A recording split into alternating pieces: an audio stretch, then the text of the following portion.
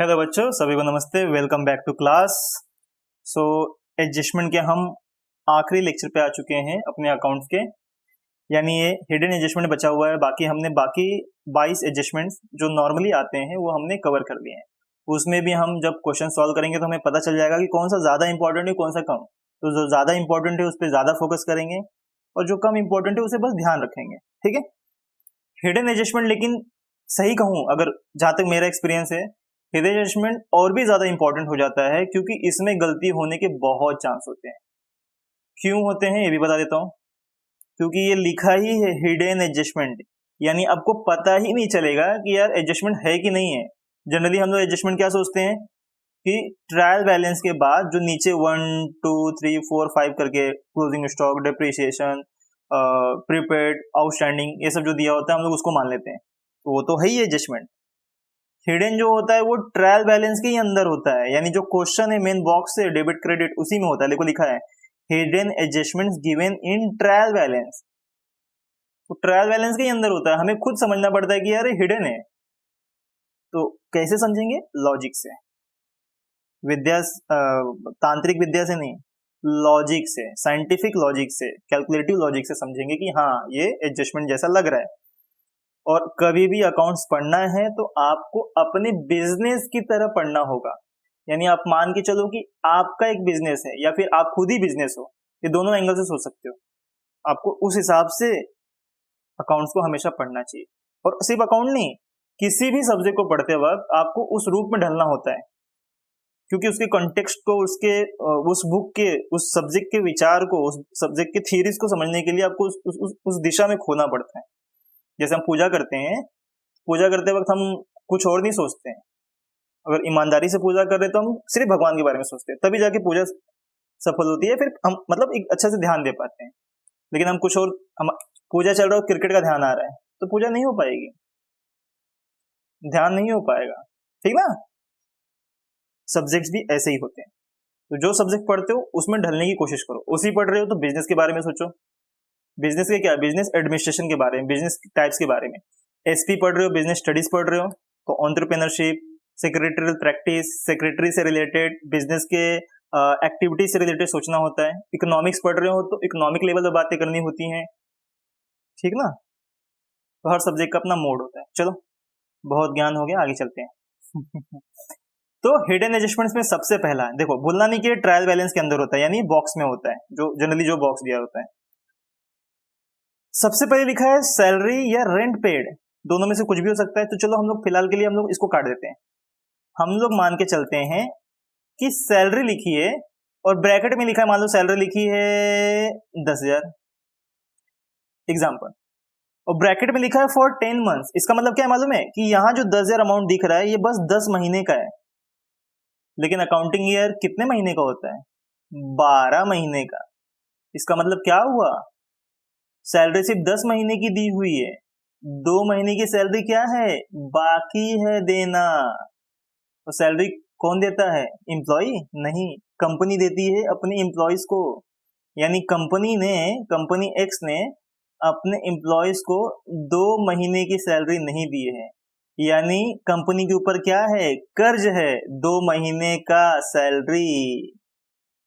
क्योंकि 12 महीने तो पूरा हो चुका, तभी तुम लोग फाइनल अकाउंट बना रहे हैं, और फाइनल अकाउंट बना रहे हैं मतलब 12 महीने क्लियर हो गए।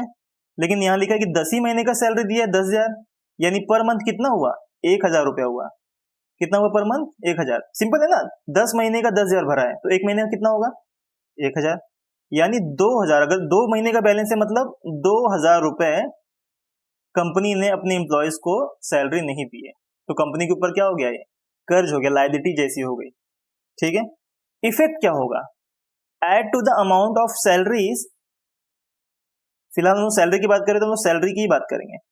2 मंथ टू सैलरी, रेंट भी छोड़ दो। कहने का मतलब है add to the amount of salary. Salary में जाके हम 2 महीने का, 2 महीने का कितना अमाउंट हुआ था? 2,000 रुपया जाकर हम लोग सैलरी में ऐड कर देंगे। हमने दिया नहीं है, आउटस्टैंडिंग ही है, लेकिन हमें ऐड करके दिखाना है। क्यों? मैंने आपको कहा था अकाउंट्स में रूल है कि भले ही हम पे कर चुके हैं या नहीं कर चुके हैं, लेकिन अगर वो समय बीत चुका है तो हमें दिखाना है कि हमारा टोटल खर्चा इतना होना चाहिए। तो टोटल खर्चा सैलरी में कितना होना चाहिए? 12,000, लेकिन अभी तक एंट्री कितनी की हुई है, क्योंकि दिया ही इतना है 10,000, तो 2,000 ऐड करके दिखाऊंगा कि मेरी टोटल सैलरी कितनी है, 12,000 है। ठीक है, तो इसीलिए सैलरी में जाके ऐड करेंगे, क्योंकि सिर्फ 10 ही महीने का भरा है तो 2 महीने का हम ऐड करके दिखाएंगे। ठीक है।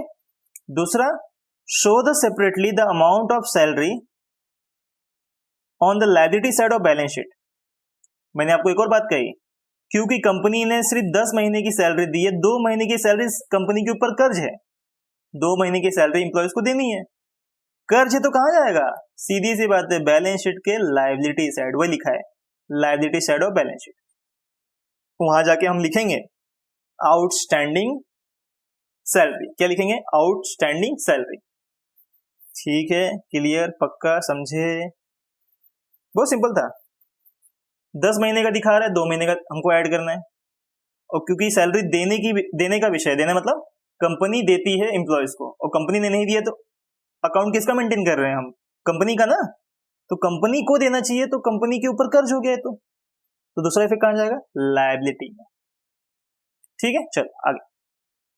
Insurance premium paid for 1 year, पर हाँ सॉरी, ऐसे ही हम लोगों ने एक चीज छुपा दी थी ना, रेंट पेड।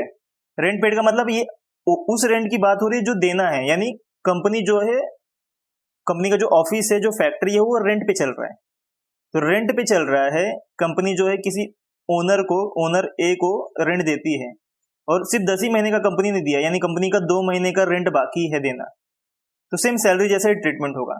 अगर सैलरी बाकी थी तो सैलरी में जाके ऐड किया, रेंट बाकी तो रेंट में जाके ऐड करेंगे। फैक्ट्री का रेंट है तो ट्रेडिंग अकाउंट में जाएंगे, ऑफिस का रेंट है तो प्रॉफिट लॉस अकाउंट में जाएंगे।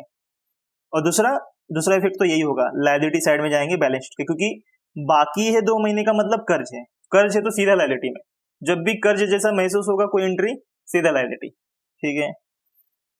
नेक्स्ट है insurance premium paid for 1 year ending 30 जून 2019।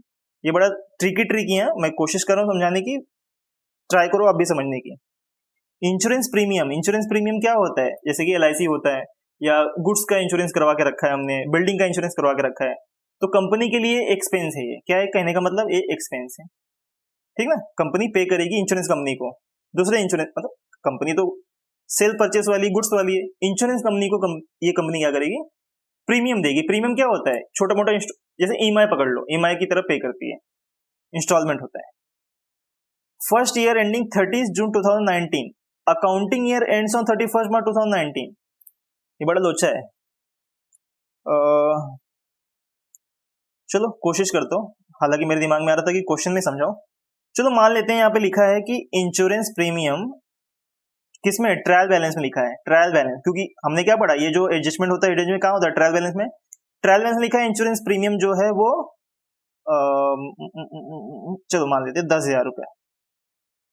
10,000 रुपए साल का आता है, महीने का नहीं होता, साल का होता है। 10,000 रुपया है, वहां पे 10,000 एंट्री दिख रही है, ब्रैकेट में लिखा है कि ये 30 जून 2019 तक के लिए पे किया गया है, लेकिन हमारा अकाउंटिंग ईयर कब खत्म हो रहा है, 31 मार्च 2019 के लिए।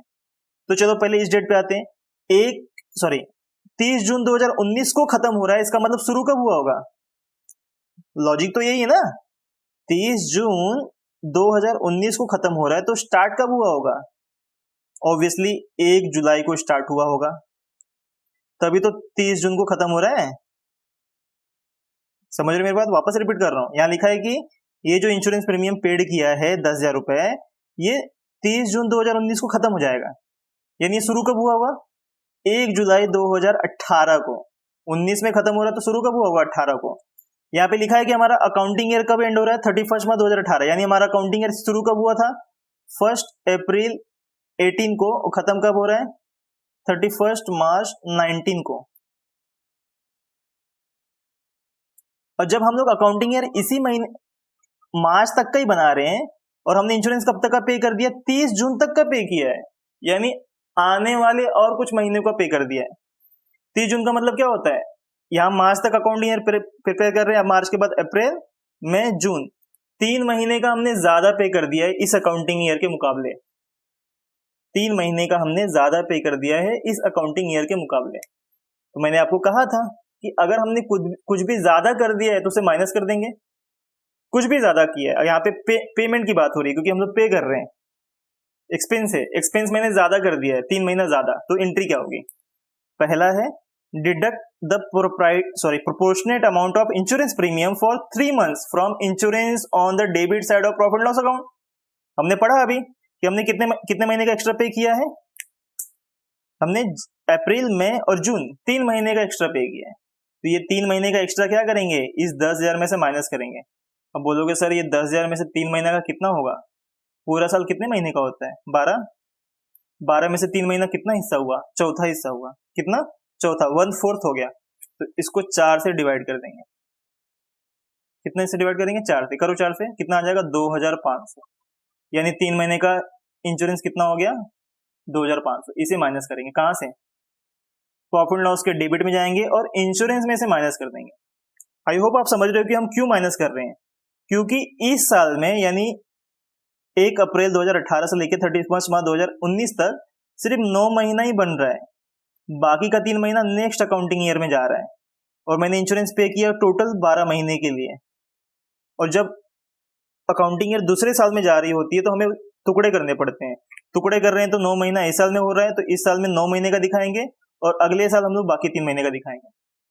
तो इस साल 9 महीने का दिखाने के लिए 10,000 में से 3 महीने का माइनस करना होगा। तो 3 महीने का कितना हो जा रहा है? 2,500। 4 से डिवाइड करने के बाद, 4 से क्यों डिवाइड किया? क्योंकि 3 महीना जो होता है वो साल का 1/4 हिस्सा होता है, 1/4 पार्ट होता है। तो 4 से डिवाइड किया तो 2,500। तो 2,500 यहां से माइनस करेंगे debit side from profit loss account of insurance premium. तो शो कहां करेंगे? Show separately the amount of prepaid insurance on the asset side. और हम कहां दिखाएंगे इसको? Asset side. ध्यान से समझोगे तो ये भी क्या है? प्रीपेड एक्सपेंस है। क्या है? Prepaid expense. एक्सपेंस तो था ही, प्रीमियम देना है, लेकिन मैंने ज्यादा दे दिया था। कितना? 3 महीने का। कितना? 3 महीने का। तो कहां शो करेंगे? असेट्स में। जब भी हम ज्यादा पैसे दे दें तो असेट्स में जाएगा एक इफेक्ट, कम पैसे दें तो लायबिलिटी में जाएगा। या जैसे यहाँ पे देखो सैलरी और रेंट सिर्फ 10 महीने का दिया था, 2 महीने का कम दिया था, तो कहां एंट्री हुई? लायबिलिटी में। ठीक है, कोई नहीं, अगर मान लो गलती से भी समझ में ना आ रहा होगा या थोड़ा बहुत भी समझ में आ रहा होगा तो बहुत है, क्योंकि हम जब सॉल्व करेंगे ना तो हम धीरे धीरे सब समझ में आ जाएंगे।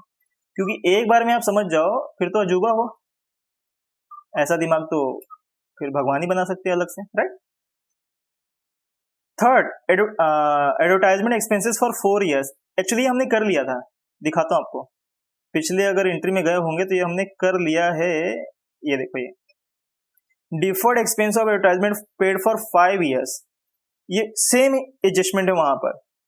लेकिन बस गलती क्या है, मतलब अलग पॉइंट क्या है कि ये ट्रायल बैलेंस में ही होगा और जो ऊपर हमने देखा वो अलग से एडजस्टमेंट में दिया होता है। अगर मान लो ट्रायल बैलेंस में लिखा है एडवर्टाइजमेंट पेड, मान लेते हैं 12,000, नहीं तो मैं सिंपल अमाउंट ले लेता हूं, मान लेते हैं एडवर्टाइजमेंट फिर 4,000 और ब्रैकेट में लिखा है, यहाँ पे नीचे लिखा होगा ब्रैकेट में, क्योंकि हिडन एडजस्टमेंट का मतलब ट्रायल बैलेंस में दिया होगा, तो ब्रैकेट में लिखा होगा फॉर 4 ईयर्स। इसका मतलब क्या है कि ये 4,000 रुपए एडवर्टाइजमेंट में खर्चे तो हुए हैं जो मैंने इस साल ही किया है, लेकिन 4 साल के लिए किया है, यानी हर साल का कितना होगा? सिर्फ 1,000। इसका मतलब इस साल 1,000 शो करूंगा, अगले साल 1,000 शो करूंगा, उसके अगले साल 1,000 और उसके अगले साल 1,000, ऐसे करके हर साल 4 साल तक मैं 1,000 दिखाऊंगा। तो इस साल हमें कितना दिखाना है? 1,000, लेकिन दिख कितना रहा है? 4। कितना माइनस करेंगे? 3। तो 3 माइनस करने के लिए हम लोग जाएंगे प्रॉफिट लॉस के डेबिट साइड, एडवर्टाइजमेंट में से क्या करेंगे? माइनस कर देंगे। कितना माइनस करेंगे? 3,000 माइनस कर देंगे। फिर वो 3,000 जो है कहां जाएगा? वो 3,000 जाएगा asset side of balance sheet. क्यों? क्योंकि 3,000 रुपए मैंने ज्यादा पे कर दिए हैं जो आने वाले साल में खर्च होंगे। जैसे कि ये था, मैंने 3 महीने का इंश्योरेंस, क्या हो रहा है पेन को, 3 महीने का इंश्योरेंस प्रीमियम मैंने ज्यादा पे कर दिया था, तो मैंने दूसरा इफेक्ट कहां डाला? Asset side of balance sheet. वैसे यहां पे भी मैंने 3 साल का एक्स्ट्रा पे कर दिया है, 3,000 रुपए। हर साल का 1,000 रुपए एडवर्टाइजमेंट पे किया मैंने और टोटल 4,000 पे किया है। इस साल का 1,000 रखकर बाकी का 3,000 मेरा असेट्स कहलाएगा। क्या कहलाएगा? असेट्स। क्योंकि वो पैसा मेरा है, जब तक वो समय नहीं आ जाता, जब तक वो 4 साल नहीं गुजरेंगे कि करके, तब तक वो पैसा किसका होगा? मेरा। मेरा मतलब कंपनी का, ठीक ना। ऊपर हमने रेंट पेड और सैलरी पेड पढ़ा, यहां पे है रेंट रिसीव्ड। यानी होता है ना, हम लोगों ने पढ़ा ऊपर कि भाई रेंट पे ऑफिस दी जा सकती है, कंपनी का कोई ऑफिस है खाली पड़ा है तो कंपनी ने किसी को रेंट पे दे दिया, यानी कंपनी रेंट रिसीव कर रही है, रेंट ले रही है, तब क्या होगा। मान लेते हैं ट्रायल बैलेंस लिखा है रेंट रिसीव्ड 11,000, ठीक है, मैं ऐसे अमाउंट ले रहा हूं जिसमें कैलकुलेशन ज्यादा ना करना पड़े। तो रेंट रिसीव्ड लिखा है 11,000 और ब्रैकेट में लिखा है एडजस्टमेंट ट्रायल बैलेंस में ही कि 11 महीने का ही लिया है, यानी ये 11,000 11 महीने की रेंट है, जबकि महीना पूरा अकाउंटिंग ईयर कितने महीने का होता है, 12 महीने का। रेंट कितने महीने का लिया है, 11 महीने का। कितना लिया है, 11,000, तो हर महीने का रेंट कितना हो गया, 1,000। और क्योंकि 11 महीने का लिया है तो कितने महीने का बाकी रह गया, 1 महीने का, यानी टोटल कितना अमाउंट बाकी है लेना, 1,000 रुपया। टोटल कितना अमाउंट बाकी है लेना रेंट, 1,000 रुपया, क्योंकि एक ही महीने का बैलेंस है। तो क्या करेंगे, दूसरा एंगल से देखें तो हमें एक्चुअल कितना लेना चाहिए था, 12 महीने का 12,000, क्योंकि हर महीने का 1,000 आ रहा है ना, 11,000 11 महीने का लिया, यानी एक एक महीने का 1,000, तो 12 महीने का 12,000। लेकिन एक्चुअल मैंने कितना लिया है, सिर्फ 11, यानी मैंने कम लिया है, इसका मतलब 12 लेना चाहिए था, 12 मिलना चाहिए था रेंट, लेकिन मिला कितना, 11, यानी कम मिला है। तो जब कम मिला होता है तो ऐड करते हैं। जब जैसे ही कम आ गया कि भाई कम मिला है, मिलना चाहिए था इतना तो कम मिला है, तो उसको ऐड करेंगे। लिखा है ना, देखो, add the proportionate amount of rent for 1 month to rent received. तो रेंट में जाएंगे, जहां पे 11,000 लिखा है उसी में जाके ऐड कर देंगे 1,000 और क्या, या तो आउटस्टैंडिंग रेंट लिखेंगे या तो लिखेंगे रेंट रिसीवेबल। क्या लिखेंगे, रेंट रिसीवेबल। दूसरा इफेक्ट कहां जाएगा, show the amount on the asset side of the balance sheet. ये भी असेट साइड जाएगा, क्यों, क्योंकि जो रेंट मुझे 12,000 अभी तक मिल जाने चाहिए थे, मुझे मिला कितना है, 11, यानी मेरे हक का 1,000 रुपया किसी और के पास पड़ा है। लेकिन हक किसका है उस रेंट पे, मेरा है, कंपनी का है, कंपनी को मिल जाना चाहिए था क्योंकि साल गुजर चुका है। तो हमने पढ़ा, मैंने आपको क्या कहा कि कोई ऐसा इनकम या कोई ऐसा एक्सपेंस जो समय गुजर चुका है, अगर एक्सपेंस है तो दिया जाना चाहिए था, और अगर इनकम है तो मिल जाना चाहिए था। गलती से अगर एक्सपेंस नहीं दिया गया है या इनकम नहीं मिला है तो उसे हम हमेशा ऐड करके दिखाते हैं, और उसका दूसरा इफेक्ट हमेशा अलग जगह पे जाता है। तो यहाँ पे इनकम की बात हो रही है तो असेट्स में जाएगा, और अगर यही लायबिलिटी की बात होती, यही अगर एक्सपेंस की बात होती तो लायबिलिटी में चला जाता है। जैसे कि हम लोगों ने ऊपर रेंट और सैलरी पढ़ा, ठीक ना, सबसे पहला वाला हिडन एडजस्टमेंट, ठीक है, आई होप समझ रहे हो। 10% लोन बोरोड लिखा है, बोरोड मतलब कंपनी ने बैंक लोन लिया, ठीक ना, बैंक लोन पकड़ के चलते हैं।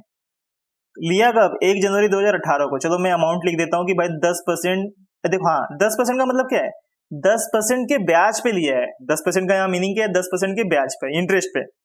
मान लेते हैं कंपनी ने जो लोन लिया है वो छोटा ही अमाउंट ले लेते, 10,000 रुपए। कितना लिया, 10,000, 10% के ब्याज पे। बोरो कब किया है, 1 जनवरी 2018 को, और अकाउंटिंग ईयर खत्म कब हो रहा है, उसी साल 18 में ही खत्म हो रहा है, 31 मार्च को। यानी हमारा अकाउंटिंग ईयर शुरू कब हुआ था, 1 अप्रैल 2017 को शुरू हुआ था, तभी तो 31 मार्च 2018 को खत्म हो रहा है। यानी शुरू होने के 9 महीने बाद जनवरी में जाकर लोन लिया गया है। तो अगर मैं इस अकाउंटिंग ईयर की बात करूं तो कितने महीने का बचता है इंटरेस्ट, सिर्फ 3 महीने का, जनवरी फरवरी मार्च, क्योंकि मार्च में ही अकाउंटिंग ईयर हमारा खत्म हो रहा है। जनवरी 18 में लिया है और मार्च 18 में खत्म हो रहा है। तो यहां से यहां तक कितने महीने हुए, जनवरी फरवरी मार्च। जबकि लोन कितना लिया, 10,000, परसेंटेज तो हमेशा साल भर का होता है, महीने का तो होता नहीं है। तो 10,000 पे 10% कितना होगा, 10,000 पे 10% कितना होगा, 1,000। 1,000 इस साल भर का है, 3 महीने का कितना होगा फिर, 2,500, क्योंकि 3 महीने के लिए हम लोग इस 1,000 को 250 हो जाएगा, 250 4 से डिवाइड कर देंगे इस 1,000 को, क्योंकि 3-3 महीना करेंगे तो 4 बार जब 3 महीना करेंगे तो 12 महीने होते हैं। साल 12 महीने का होता है, 12 महीने का इंटरेस्ट कितना है, 1,000 है, तो 3 महीने का इंटरेस्ट कितना होगा, 250। करेंगे क्या, show the amount of interest payable on loan for 3 months on the debit side of profit loss account.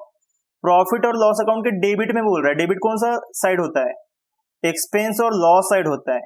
Interest, loan लिया है तो इंटरेस्ट लेंगे कि देंगे, कंपनी ने बैंक से लोन लिया है तो कंपनी इंटरेस्ट देगी कि लेगी? देगी ना। देगी तो क्या है? एक्सपेंस है। क्या है? क्या है? एक्सपेंस है। एक्सपेंस है तो कहां जाएगा? प्रॉफिट एंड लॉस अकाउंट के डेबिट साइड। जितना भी बनेगा हम लोग कैलकुलेशन करेंगे, छोड़ो ये भूल जाओ, डेट वगैरह भूल जाओ, जो भी कैलकुलेशन हम करेंगे और कहां लिखेंगे? प्रॉफिट एंड लॉस के डेबिट साइड। दूसरा effect, at the amount of interest payable on loan on the liability side. और दूसरा इफेक्ट जाएगा लायबिलिटी साइड। वाई? क्योंकि लोन लिया है ना, लोन पे ब्याज देना है, ब्याज देना है, दे नहीं रहे हैं, देना है, वो दिखा रहे हैं, तो देना है तो सीधी सी बात है लायबिलिटी में जाएगा, तो बैलेंस शीट के लायबिलिटी साइड। सिंपल, ठीक है। चलो नेक्स्ट है 16% इन्वेस्टमेंट परचेस ऑन 1 जनवरी। ध्यान देना, 16% इन्वेस्टमेंट, इन्वेस्टमेंट का मतलब होता है कंपनी एक्स ने, यानी मैं कंपनी हूं और मैंने क्या किया? किसी दूसरे के बिजनेस में इन्वेस्ट कर दिया, प्रॉपर्टी खरीद ली, कुछ भी हो सकता है। इन्वेस्टमेंट का मतलब हमने कहीं पैसा लगा दिया। इन्वेस्टमेंट परचेज किया 1 जनवरी 2019 को, अकाउंटिंग ईयर कब खत्म हो रहा? उसी साल। ठीक इसी की तरह यहां पे हम लोन ले रहे थे, यहां पे हम पैसा दे रहे हैं किसी को इन्वेस्टमेंट के नाम पे। समझ लो कि मैंने कुछ ठीक है इन्वेस्टमेंट ही किया है, और क्या है समझे। तो 1 जनवरी को इन्वेस्टमेंट किया 16% के ब्याज पे, यानी कि अगर मैं 100 रुपए का इन्वेस्टमेंट कर रहा हूं तो मुझे कितना मिलेगा? 16 रुपए। ठीक है ना। अकाउंटिंग कब खत्म हो रहा? 31 मार्च 2019 को। भूलना नहीं है कि हम लोग हिडन एडजस्टमेंट पढ़ रहे हैं, ये सब क्वेश्चन में लिखा होगा, एडजस्टमेंट में नहीं, क्वेश्चन के अंदर ही ट्रायल बैलेंस में लिखा होगा। तो क्या करेंगे? Show the amount of interest receivable on investment for 3 months on the credit side of profit loss account.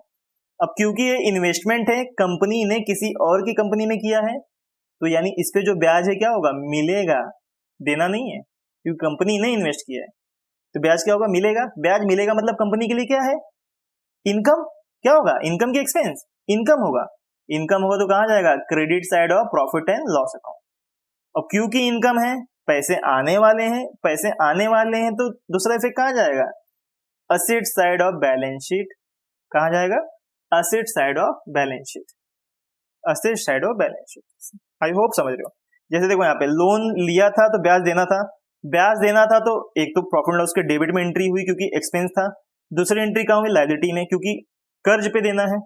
यहाँ पे हमने पैसे का इन्वेस्ट किए हैं, यानी हमारा असेट्स किसी और के पास है, उस पे ब्याज मिल रहा है, तो प्रॉफिट लॉस क्रेडिट साइड क्योंकि इनकम है, और दूसरा इफेक्ट असेट साइड क्योंकि इन्वेस्टमेंट पे मिल रहा है तो असेट्स पे मिल रहा है, असेट्स पे मिल रहा है तो असेट्स में जाएगा। लास्ट में है 10% गवर्नमेंट बॉन्ड, और 10% गवर्नमेंट बॉन्ड का मतलब है कि कंपनी ने, यानी ये भी इन्वेस्टमेंट ही है एक तरह से, ये भी क्या है? इन्वेस्टमेंट ही, लेकिन कहां पे? गवर्नमेंट बॉन्ड में। ये जो इन्वेस्टमेंट था किसी प्राइवेट सेक्टर में किया है, अडानी में, अंबानी में, टाटा में, किसी और कंपनी में कर दिया। और ये गवर्नमेंट बॉन्ड का मतलब है गवर्नमेंट ने बॉन्ड इशू किया, उसमें कंपनी ने इन्वेस्ट कर दिया 10% के ब्याज पे, यानी गवर्नमेंट क्या करेगी? कंपनी को 10% ब्याज देगी। तो कंपनी के साइड से देखे तो क्या हो रहा है? कंपनी का इनकम हो रहा है। कंपनी का इनकम हो रहा है तो कहां जाएगा? प्रॉफिट एंड लॉस अकाउंट के क्रेडिट साइड। और दूसरा इफेक्ट कहां जाएगा? Add to the interest receivable to government bond on asset side of balance sheet. Simple, asset side में जाएगा बैलेंस शीट का। ये दोनों सेम ही है क्योंकि ये दोनों ही इन्वेस्टमेंट है। ये जो इन्वेस्टमेंट है प्राइवेट सेक्टर का, ये जो इन्वेस्टमेंट है ये गवर्नमेंट सेक्टर का है, लेकिन दोनों के लिए इफेक्ट जो होगा कंपनी के लिए सेम होगा। ठीक है, तो यहां पे हमारा ये बहुत लंबा चौड़ा एडजस्टमेंट का जो कुंभ मेला था खत्म हुआ। टोटल हमने नॉर्मल 22 एडजस्टमेंट्स, और यहां पे हमने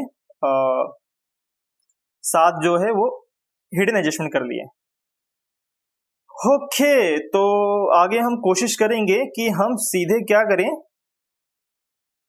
क्वेश्चंस पे आएंगे और क्वेश्चंस सॉल्व करेंगे बिना कुछ और देर किए। इसके अलावा भी अगर कुछ मुझे लगा कि आपको पहले बताना चाहिए तो मैं बताने की कोशिश करूंगा, अदरवाइज हम सीधे क्वेश्चन पे आएंगे बिना टाइम पास किए।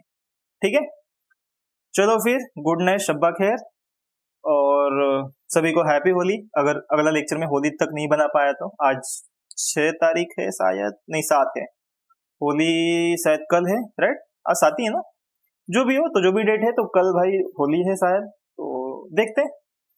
सबको हैप्पी होली, अच्छे से खेलो, सुरक्षित खेलो, मन मुताबिक रंग लगाओ, लेकिन सामने वाले की भी इच्छा के अनुसार, जबरदस्ती में। ठीक है, चलो फिर मिलते हैं, बाय।